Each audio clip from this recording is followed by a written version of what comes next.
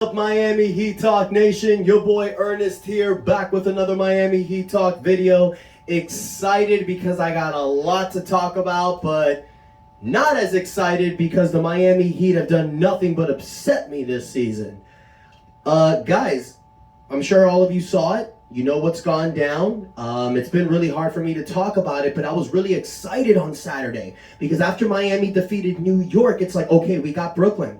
This is the opportunity that we've needed for many weeks. We just need to win one more game and we will solidify ourselves with the number 6 seed. We just have to beat Brooklyn. And what happened? We lost by 29 points. Mikal Bridges is like kryptonite to the Miami Heat. Dude, scorch us. We lose by 30 with a fully healthy roster, might I add. We just couldn't get the job done when it matters, guys. And that's been the whole thing with the Miami Heat this season. Every time we've had an opportunity to make some noise, we lose the game. Not only that, another problem this season is the fact that we've lost to so many bad teams. But still... And another reason is obviously with Spoelstra bringing in Jimmy Butler late in the fourth quarter, it doesn't really give you an opportunity to catch up. He's giving Jimmy Butler kind of LeBron James minutes. How LeBron would play the entirety of the fourth quarter and the entirety of the third quarter, take a rest in the middle of the second and the fourth quarter, and when he comes in late, he dominates. Here's the problem with that with Jimmy Butler. When LeBron James would sit out, who would play? Dwayne Wade, Chris Bosh, Ray Allen, Shane Battier, Mario Chalmers, Udonis Haslem, Birdman Chris Anderson, Rashard Lewis. I mean, there you go. There's the difference. When Jimmy Butler is out, who's in there besides him? I mean, who's in there instead of him? Tyler Hero, Bam Adebayo, maybe Kyle Lowry, Gabe Vincent, Max Strus. So right there, that should tell Spoelstra why he should not be giving Jimmy Butler those type of minutes or doing it that way, because when Butler's out, we get our asses kicked. Now, yeah, Tyler Hero's a great player. Bam Adebayo's a great player, but they're kind of like B-plus players, you guys. They can't lead teams. They can't. Last season, we saw that as well. In an entire 82-game season, it's really hard to depend on Bam Adebayo and Tyler Hero. They have their moments, but to rely on them on an entire 82-game season, I don't think they're showing themselves as the guys. Now, look, they're very young. They have time to progress and step up. That's the great thing about young players. You know, you hit your prime when you're about 27, 28. You know, Tyler Hero's 23, Bam Adebayo's 26. They're getting there. So they do have a lot more time. But that's not what Miami Heat basketball is about. We want to win every year. We want to go far every year. And with all that crap that we've done all season, with all the losing that we've done, we're still in it.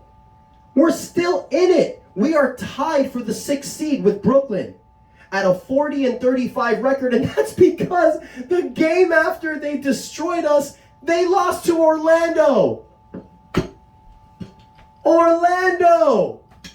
Fucking Orlando! Look, I get it. Orlando's, you don't look at Orlando's record and see that's what the team they are. They're a very tough team. They beat us in overtime. But the fact that Brooklyn beat us and then lost to Orlando on the second game of a back-to-back, like, what the hell?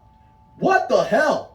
Miami is better than Orlando. And that's the problem that we had all season. And God, I repeat myself, but it's so freaking annoying. The fact that we lose games that we should be winning all season long. I did the math, you guys. Had Miami beaten a lot of those shit teams earlier in the season, teams like Chicago, teams like Detroit, teams like Charlotte, teams like San Antonio, teams like Memphis without Ja Morant, teams like the Lakers without LeBron and AD. Had we won all those games we were supposed to win, we'd be top 3 in the East.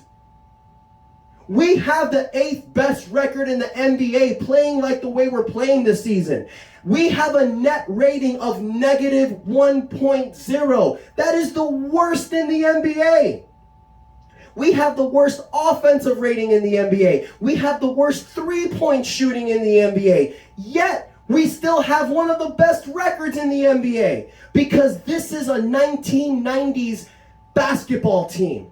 This is a team that relies heavily on defense and keeping team scores very low. It doesn't work in 2023. It doesn't work. You need a team that can score. Last season, the Miami Heat were number 1 in three-point field goals. Where were we? Number 1. Our offense has been shit all season, and our defense is following along with that. Because when you're starting Tyler Hero and Kevin Love, that's a shit defensive team. Bam Adebayo, Jimmy Butler, and Gabe Vincent, they got to pick up for these guys. So here's what I'm suggesting. We got 7 games left in the season. It's time to make some changes. It's time to go back to the original lineup, my opinion. Let's put Caleb Martin back at the 4. Let's start Kyle Lowry over Gabe Vincent. I love Gabe Vincent, but Kyle Lowry is showing that he's ready. He's taken time off. He's back. He's healthy. I think it's time to put Kyle in that starting rotation. Reason why is because now that you have Caleb Martin in the 4, you have 4 guys that can play defense very well, and Tyler Hero.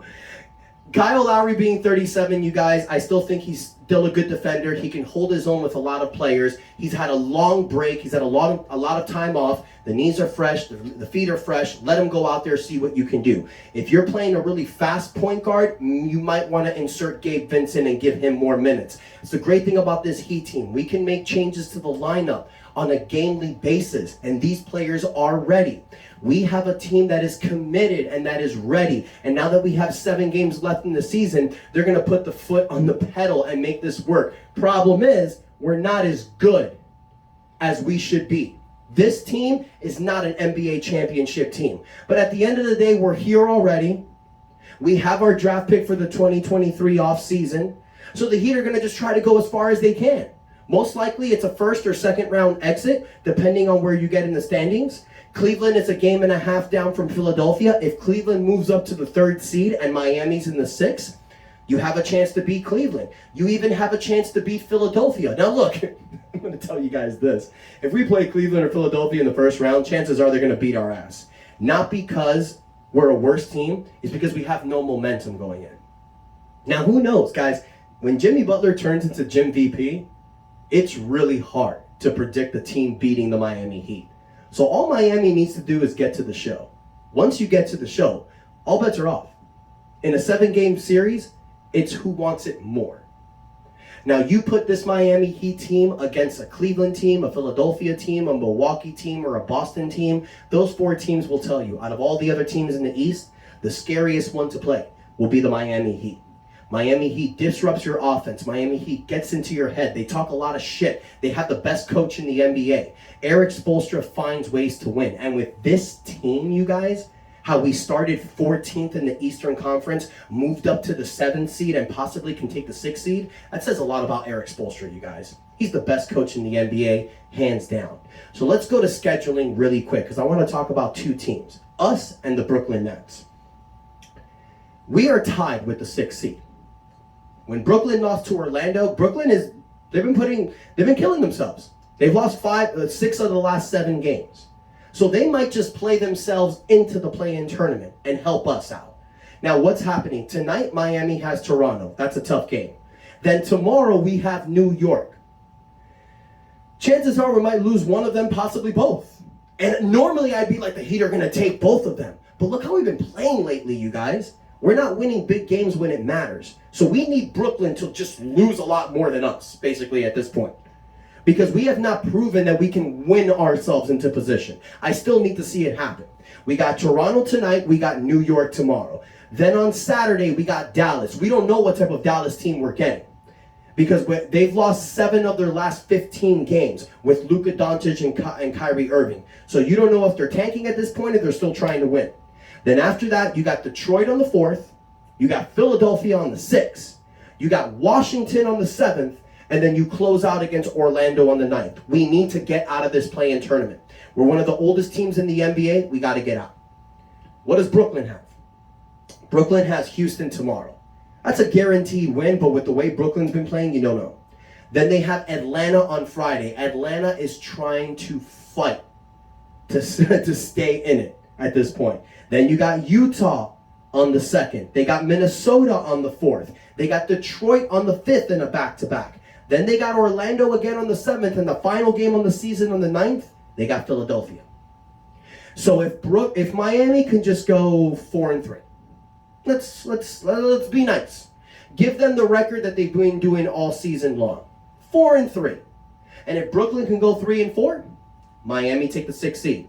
I'm not talking about the 5th seed, you guys. Miami are 2.5 games out of the 5th seed. 3 games, I think, or 2.5, something like that. There's no way Miami's getting the 5th seed. We had to beat Brooklyn to stay close. New York won their game last night, so New York is 2.5 games above. I know there's 7 games left. I know New York can still play themselves out of the 5th seed, but I don't see it happening. Their momentum is too good right now. So at this point, you guys, it's a bad season. It's a mediocre season at best, but you want to do the best you can. This is a lot like 2021, you guys. I wanted in 2021 for us to get the 4th seed. We never could. We got out of the play-in tournament. We were 6th, and we got crushed by Milwaukee in the first round. It might be the same season, but you never know. We could turn it around. This is a better team than 2021, in my opinion. I really feel that way. So let's see what the Heat can do.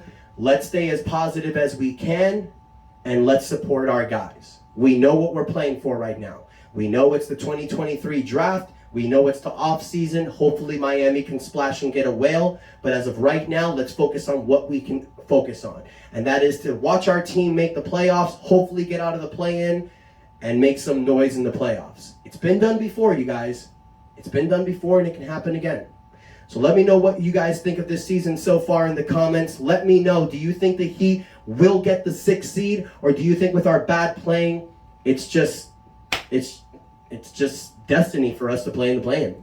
Let me know what you guys think in the comments. Thank you guys so much for the love and support, and until next time, your boy Ernest out. That's enough said.